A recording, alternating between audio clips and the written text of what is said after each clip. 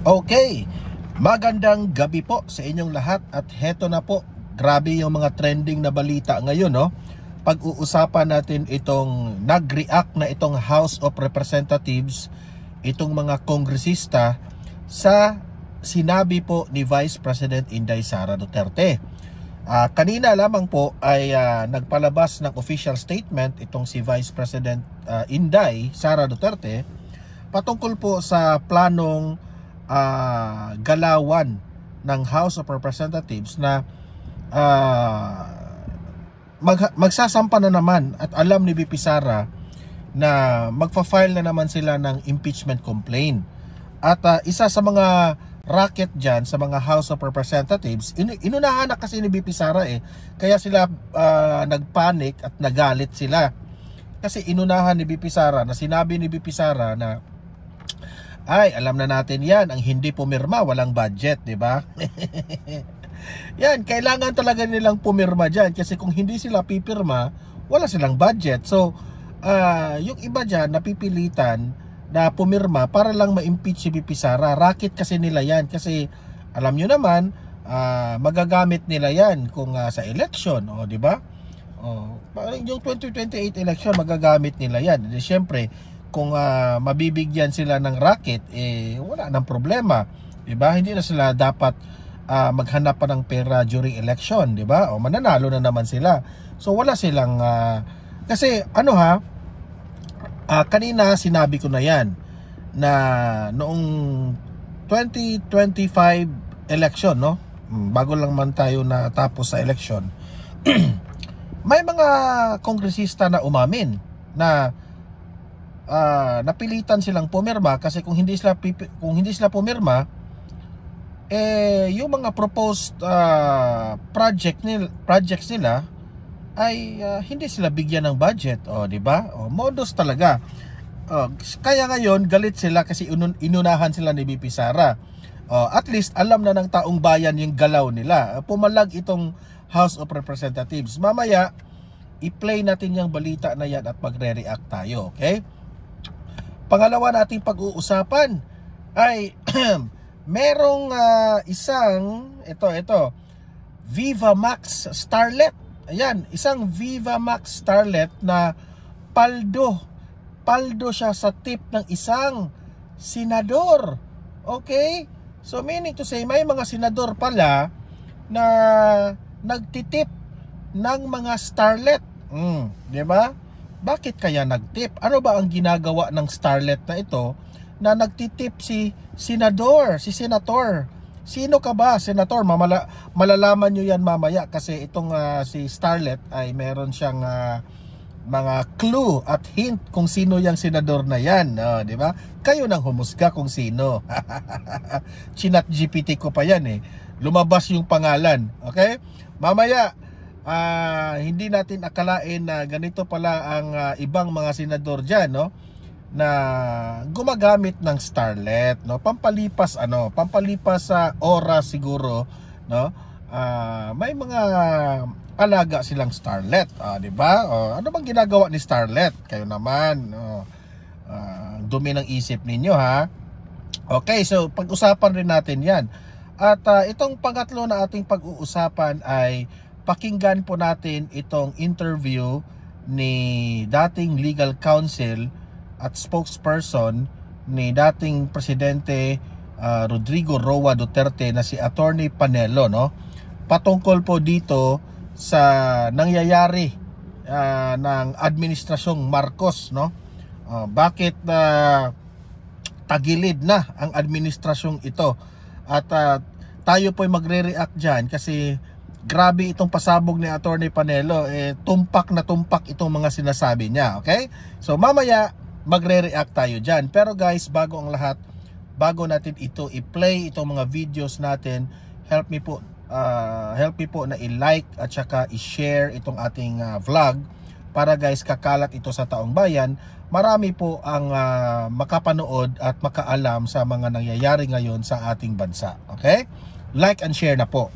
At sa mga first time lang dito sa aking channel sa Don Mar TV, mag-subscribe na po kayo, ha, kasi libre lang ang mag-subscribe.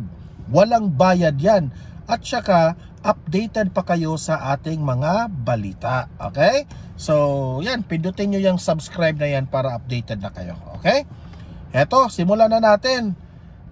Ito yung balita na pumalag itong House of Representatives.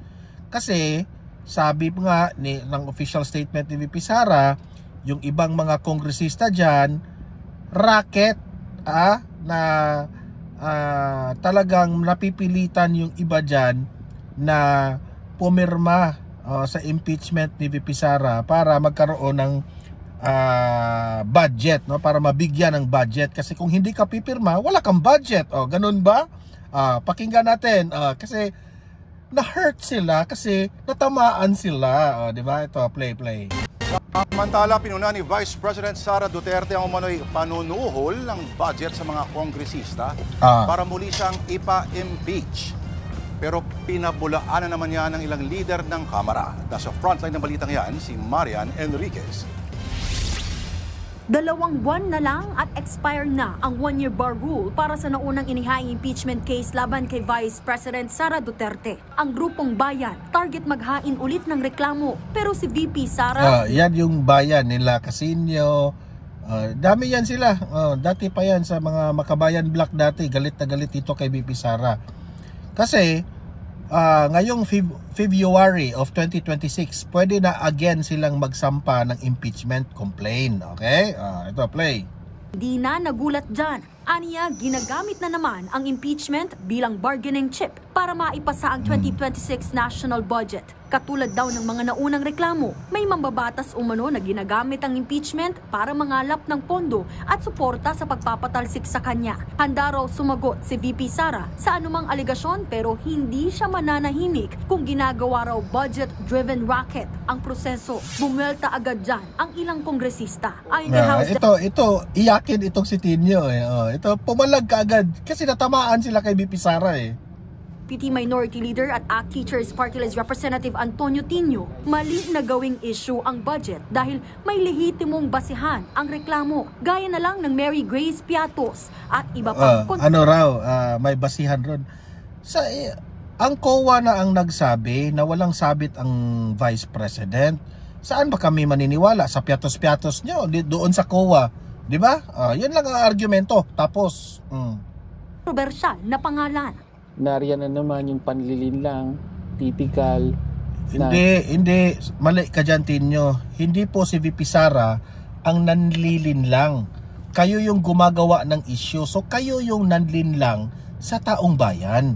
Kasi hindi nyo ma-accept na marami talaga ang gusto na maging presidente si VP Sara sa 2028. At kayo po'y takot dyan. Kasi you have a bad years, no? Nung panahon po ni former President Duterte. Natakot na kayo. 'Di ba? Wala pong magandang idinudulot sa mga buhay-buhay ninyo nung panahon ni former President Duterte at ayaw nyo yun na maulit. 'Di ba? Takot kayo kay VP Sara. Yun ang katotohanan. Mag-real talk tayo. Duterte, sabi niya, handa naman siyang palagi sagutin ang anumang... handa naman talaga siya. Paano ang sinabi ng Supreme Court, hindi pumasa yung impeachment complaint ninyo o hindi gusto ng Supreme Court na ituloy yung impeachment kasi napaghalataan kayo na namumulitika kayo. Okay? Yun. Doon pa lamang kasi yan sa mga audience ko dito sa Donmar TV. Neutral kasi yung Supreme Court. At if ang Supreme Court ay kung may nakita sila na motive ng pamumulitika, ikaagad mababasura yan. Isa yan, ini-explain ko na yan dati dito sa vlog ko. What are the reason behind bakit ang Supreme Court binasura yung impeachment trial ni VP Sara. Kasi Supreme Court po ang magde-decide kung itutuloy ba sa Senado ang impeachment trial.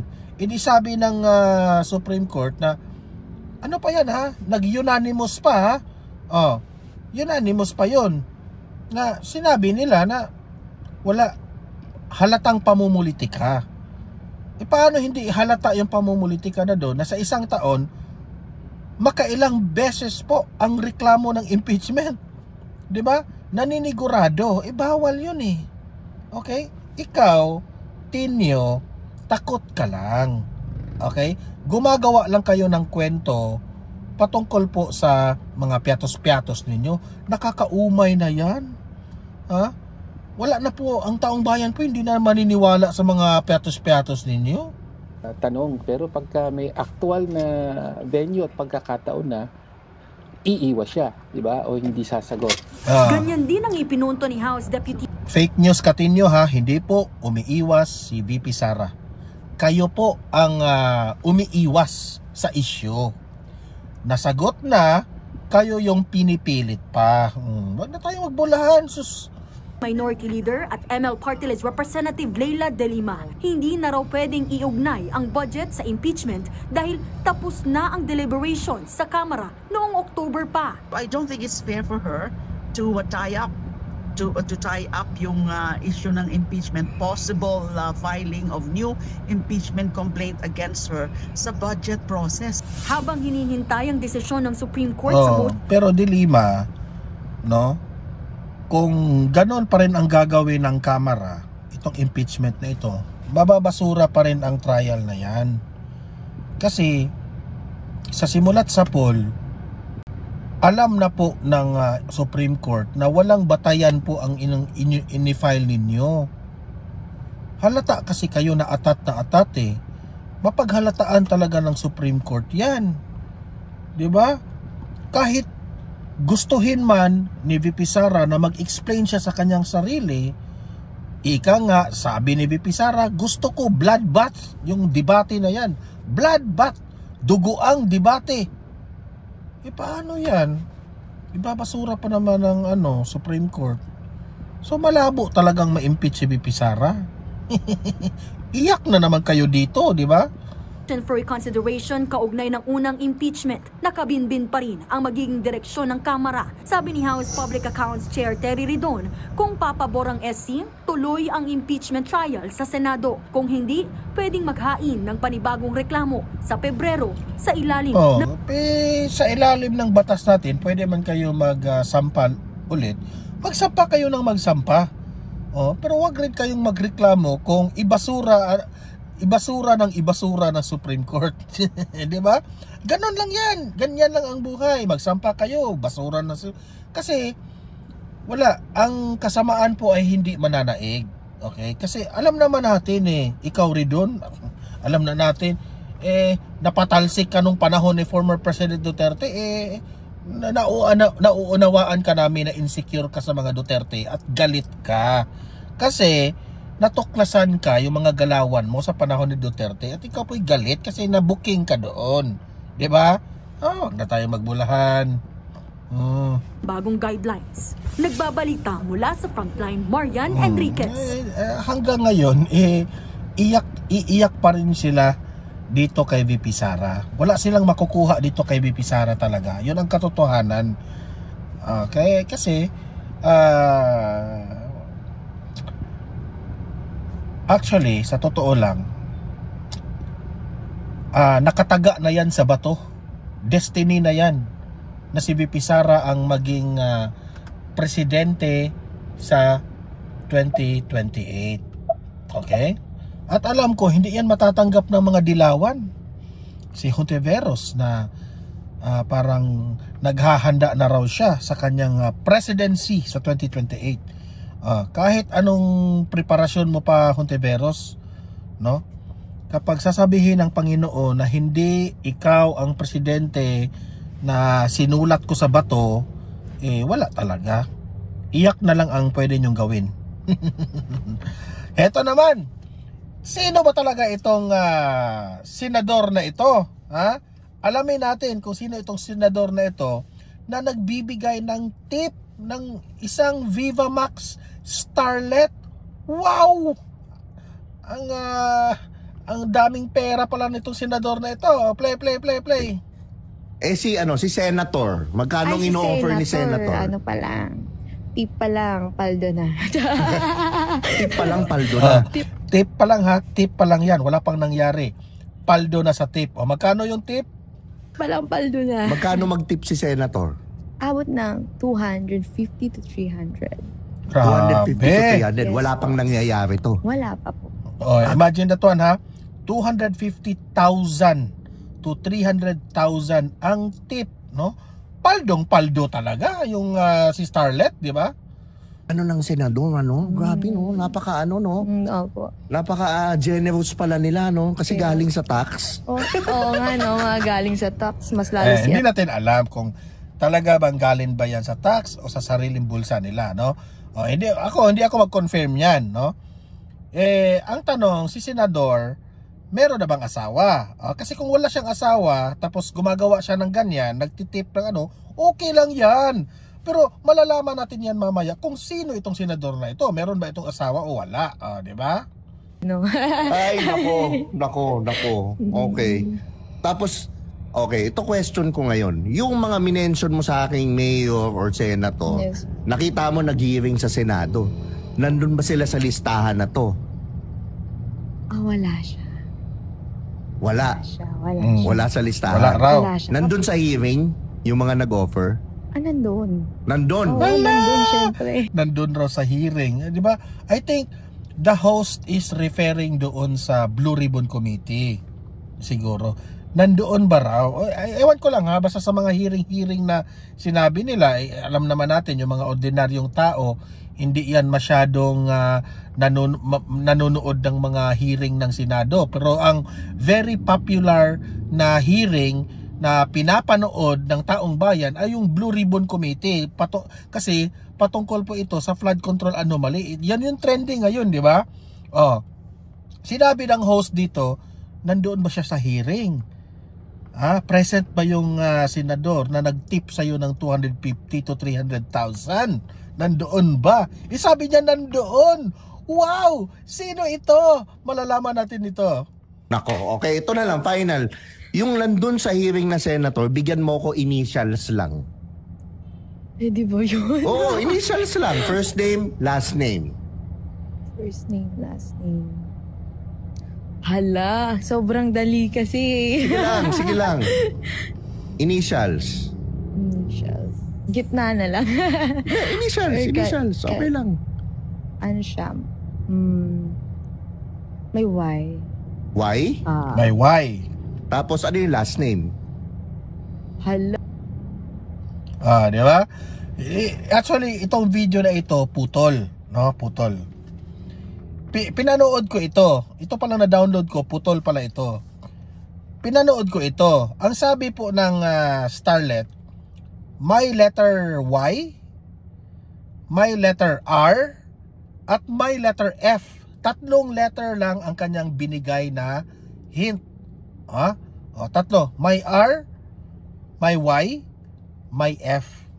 Yan ang yung nabi niya. Ichinat GPT ko. Sa kapraningan ko, sa kachismoso ko, chinat GPT ko. Sabi ko, ang unang tanong ko sa chat GPT, kasi yung chat GPT, marunong rin mag-analyze Sabi ko sa chat GPT, chat GPT, ibigay mo ang mga pangalan ng mga senador sa 2025. Ibigay mo ang mga senador sa 2025. 24 senators yan, di ba? Binigay ni ChatGPT yung lahat ng mga senador ngayon sa Pilipinas. So binigay. Ayun. Ngayon, follow up question ko si ChatGPT. Pwede kayong mag-ChatGPT ha.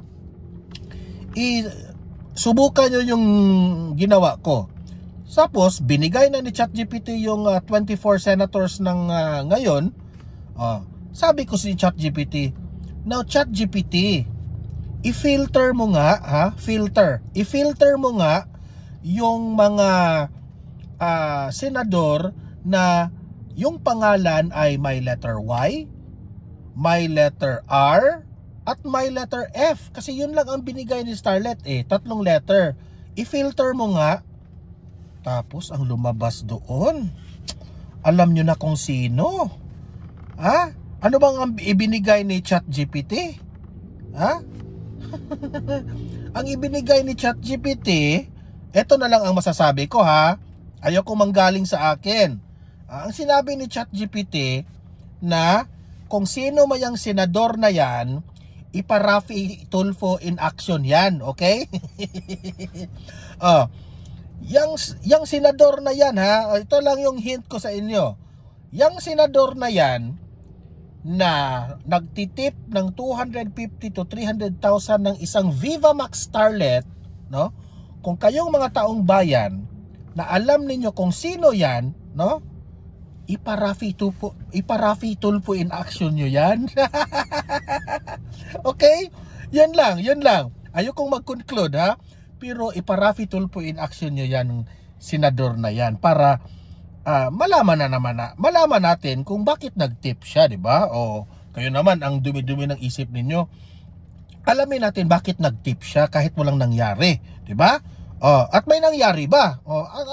At ano ba ang nangyari? Di ba? Ipa-Raffy Tulfo in action natin yan para alam ng taong bayan kung karapat dapat pa ba nating paniwalaan itong senador na ito, di ba? Yun lang ang masasabi ko. Basta si starlet ng Viva Max paldong-paldo sa 250,000. And I hope itong senador na ito ay hindi po ito galing ng tax people's money ang binigay niya, di ba? Yan lang ang masasabi ko diyan. Okay. Kayo na. Sino ba ang senador na ito? Ilatag nyo sa comment section at ibigay nyo ang inyong argumento. Ayan. Okay, heto na po. Pakinggan natin itong opinion nitong si Attorney Panelo patungkol po dito sa ninakaw na ang taong bayan tapos siya pa ang mag-reimburse. Sino ang itinitukoy dito ni Attorney Panelo? Alamin, play.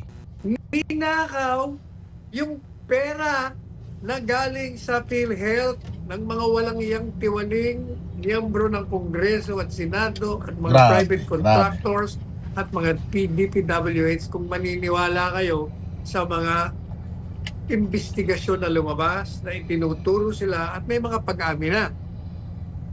Ang tanong ngayon, kung yung pondong kinuha mo sa PhilHealth,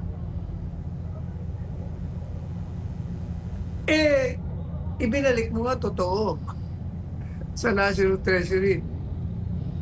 Pero yun, napunta rin sa appropriation para sa mga flood control projects na ninakaw ng mga walang hiya.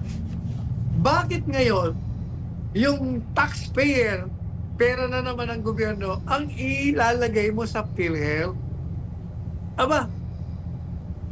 Ninakawan na nga ang taong bayan. Pagkatapos siya pa magre-reimburse sa PhilHealth?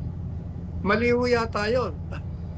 O walang galang na sa Korte Suprema. Mukhang hindi yata nakita niya yun. Ang kailangan na magbalik ng mga pera, yung mga nagnakaw.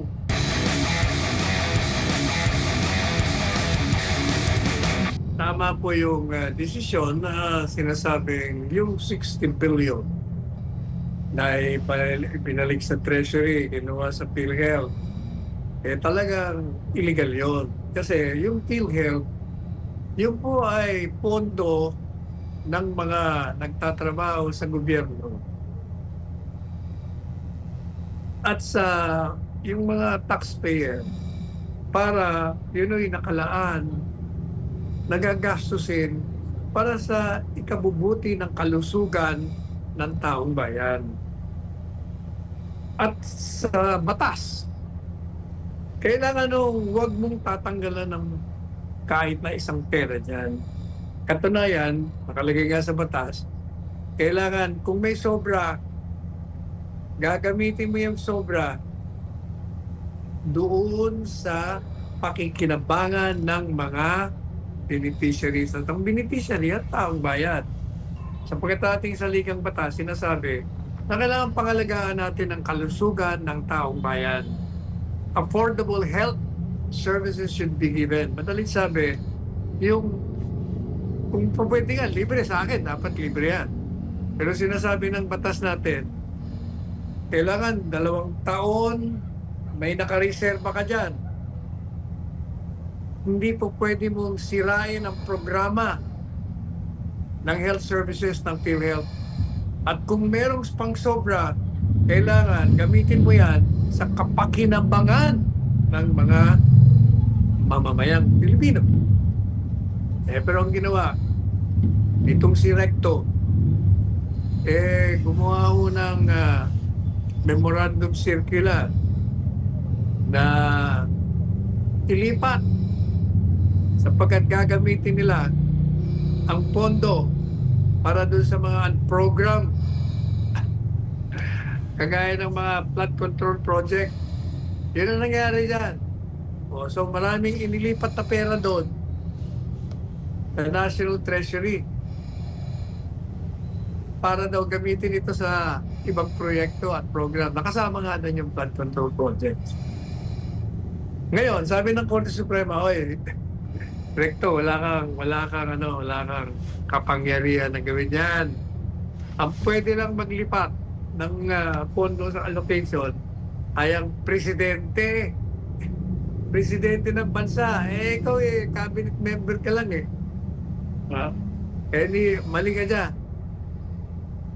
Ngayon, ang naging naman issue dun sa Recto kasi gusto ng mga tao o ng mga kritiko, kailangan, demanda mo yan. Technical malversation yan Kasi hindi ka pwede maglipat ng pondong allocated na naka-reserve na yan doon sa isang entity tapos ililipat mo.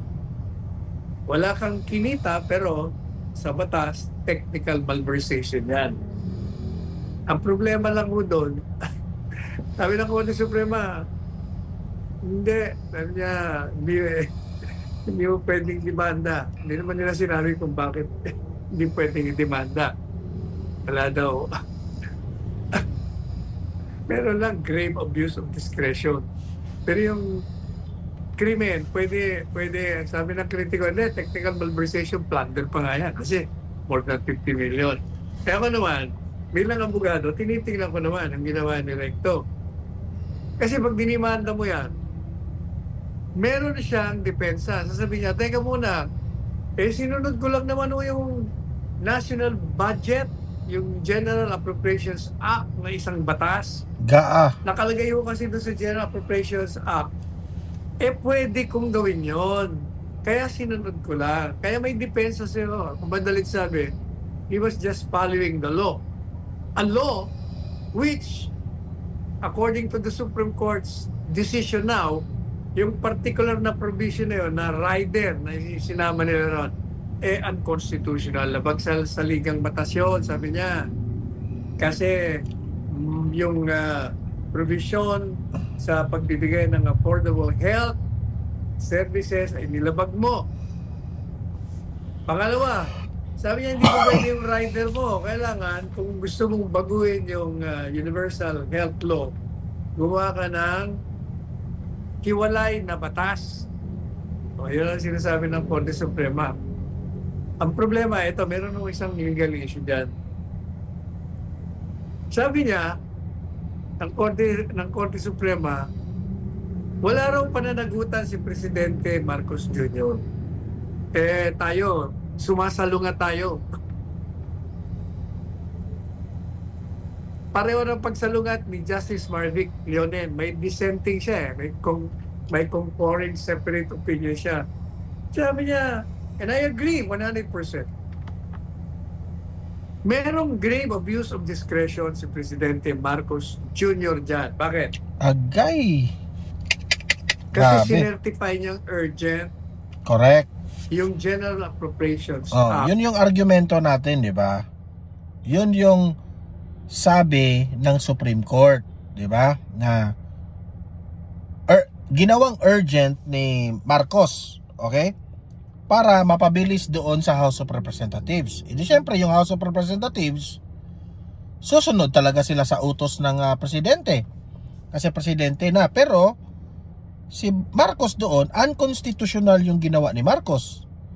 Bakit ka mag-command o magmusyon ng urgent na wala namang dapat i-urgent, wala namang disaster, wala namang emergency. Hindi kagaya nung panahon ni former President Duterte na may pandemic na hindi natin alam kung ano, gaano ka delikado ang virus. Talagang urgent, no? Yung mga desisyon. Pero eto wala eh. Ginamit mo yung urgent mo sa walang basihan, walang rason. Kaya dyan po ang kamalian ni BBM. Kung saan doon nagbigay ng kapangyarihan na mag-transfer ng pondo dyan sa PhilHealth, ibabalik mo sa National Treasury. Alam niya naman na mali yun. At hindi niya maaaring sabihin na hindi naman ako abogado. Hindi ko na, dami mong abogado dyan eh. Sobrang dami ng abogado sa Malacanang. Siyempre, kukonsulta mo yan. Mali yan eh. Gumawa lang kayo ng paraan. Kaya, sabi ni Justice Marvick Leonet, may grave abuse of discretion. Kaya dapat correct. managot ka dyan. Kung pwedeng hindi ka mananagot ngayon, sa didemanda ka, 2028. pwede yan. Pagkatapos. Under an impeachable ground. Kasi, grabe. papasok yan doon sa violation, isang pagtataksil doon sa sinumpa mong maglilingkod ka ng matapa. Correct. Betrayal of the public trust. O, hindi po ba? O, yan ang ano dyan, ang problema. Meron pag isang portion ng desisyon, Franco, na medyo questionable. Ano po yun? Ano sabi niya? Kongreso, mali yung ginawa nyo na nag-rider kayo dyan. Illegal yung ginawa. Hindi pa pwede yung ginawa nyo. Kaya dapat, ibalik nyo yung pera na transfer nyo sa National Treasury. Billion-billion yun.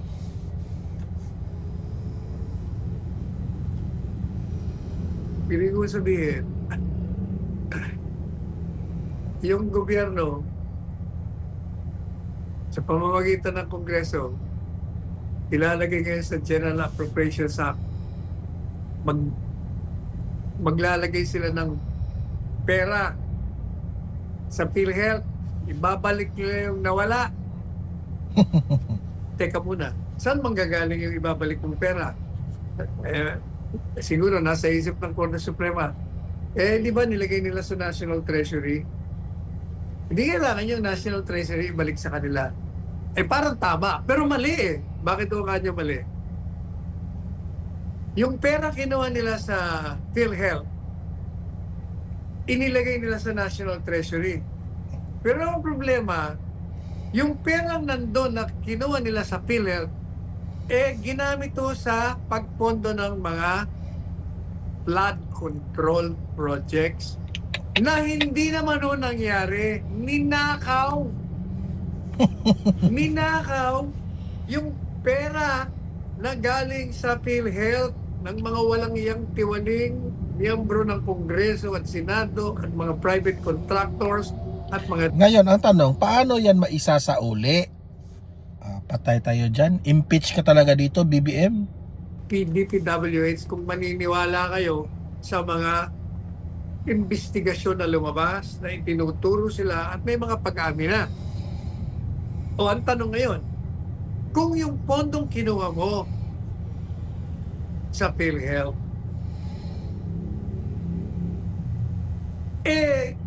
ibinalik mo nga totoo sa National Treasury. Pero yun, napunta rin sa flood control appropriation para sa mga flood control projects na ninakaw ng mga walang iya.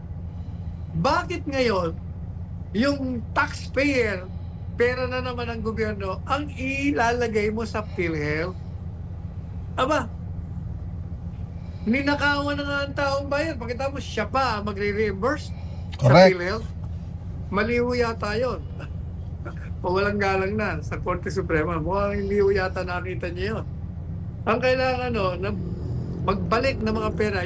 Believe ako dito kay Panelo, sobrang talino mag-analyze. Hindi kagaya ni Llamas na pulpol politiko. Nagnakaw. Yung mga nagnakaw na ngayon nga, di ba, meron na mga nagsole. Meron tayong mga kinumpis ka, mga sasakyan, binibenta. Dapat yung mga sinoling pera galing doon sa mga flood control projects na katiwalian, yung mga kinumpiskate na mga sasakyan, na mga binibenta ngayon, at kung ano-ano pang kukunin na mga properties na pag-aari ng mga nagnakaw na yan, yun ang ilalagay mo sa PhilHealth sapagkat yun ang ninakaw. Hindi yung taxpayer ang maglalagay na naman sa PhilHealth.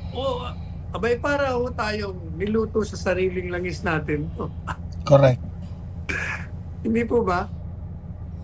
Yun ang aking masasabi dyan. Kaya sa tingin natin mag-file kayo ng motion for reconsideration. Yung mga bagay-bagay na sinabi ni Justice Marvick Leonen at saka yung ating mga pagsusuri, sama niya yun. Mukhang mali yata. Pero tama yung desisyon unconstitutional. Napakaganda ng ating mga naging talakayan ngayon, attorney. Medyo Okay, so yun po ang explanation ni may dagdag na naman tayong kaalaman. Kasi sa pagkakaalam ko, akala ko lang na yung kay BBM na urgent, yun ang kasalanan ni BBM. Yun pala, yung 60 billion na kinuha nila sa PhilHealth ay dilagay pala nila sa National Treasury. At doon sa National Treasury, yun pala ang ginamit dito sa mga flood control projects, which is, alam naman natin, sabi ni Zaldico, yan na po ay wala na. Nasa ibulsa na ng mga buwaya. Ang tanong, paano yan ngayon isasauli yung 60 billion na yan? Which is tama ang sinabi ni Atty. Panelo. Hindi pwede na taxpayers money na naman. Kung meron tayong yung BIR, magkokolekta na naman ng tax, tapos doon na naman natin itatapak doon sa PhilHealth. Hindi pwede. Dapat isauli talaga yung 60 billion na yan, di ba? Ang tanong, kung hindi yan masasauli dahil ninakaw na yan ng taong bayan, at kagagawan po ni BBM yung urgent na pag-transfer ng pera na yan, di ba? So, may pananagutan po na ewan ko na lang kung sasabihin ba nating negligence kahit hindi man siya ang nagnakaw, pero unconstitutional po ang ginawa ni BBM. So pwede po siyang sampahan ng impeachment dito si BBM. O kung ano man ang proseso niyan, ano man ang procedure niyan, basta may malaking rason na po tayo na pwede palang masampahan ng impeachment ang Pangulong Marcos. Grabe, no? Sa kasaysayan ng nagdaang presidente, in my own opinion, si Bongbong Marcos po ang pinaka-disaster sa lahat. Nabudol tayo sa mga promises niya. Merong ang pinakamalaking corruption sa lahat ng presidente ay under the administration of Marcos Jr. Mas pa nga raw siya maraming nagsasabi, mas lala pa siya kaysa kanyang tatay. Okay? That only shows na ito yung pinaka-failure na lahat ng binoto ng taong bayan. Okay? This is really the worst president ever. In my opinion, in my analysis sa mga lahat ng ating napakinggan patungkol dito sa administrasyong ito. Okay? So, ano sa tingin ninyo? Dapat ba talagang isauli yan? Yan 60 billion na yan. Sa tingin ninyo, maisauli pa ba ang 60 billion na yan sa PhilHealth? O dapat bang i-impeach si BBM? I-comment nyo dyan sa comment section.